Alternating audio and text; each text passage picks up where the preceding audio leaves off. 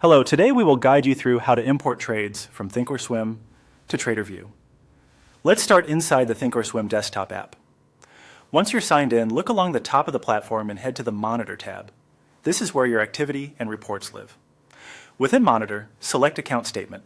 This view lets you generate a detailed record of your executions, fees, and adjustments, which is exactly what TraderVue will use to build your journal entries.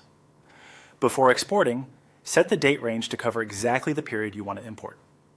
If you're catching up on a week or a month, choose a custom range so you don't miss anything. Keep in mind that end dates are inclusive. And if you have multiple accounts, make sure the correct one is selected so you export the right trades. Now look to the top right of the account statement area for the three horizontal lines, the menu icon. Click that, then choose the option to export the file and save it to your computer. Pick a location you'll remember, like your desktop or a dedicated imports folder. The exported file is typically in a spreadsheet-friendly format, and you don't need to open or edit it. Just keep it as is so TraderVue can read it cleanly. With the file saved, open your browser and go to TraderVue. After you're on your dashboard, click Import Trades. You'll land on the import page. In the broker or platform selector, enter or choose ThinkorSwim.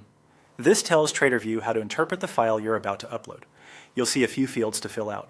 Provide any requested details such as account or time zone, and keep them consistent with what you used in ThinkorSwim.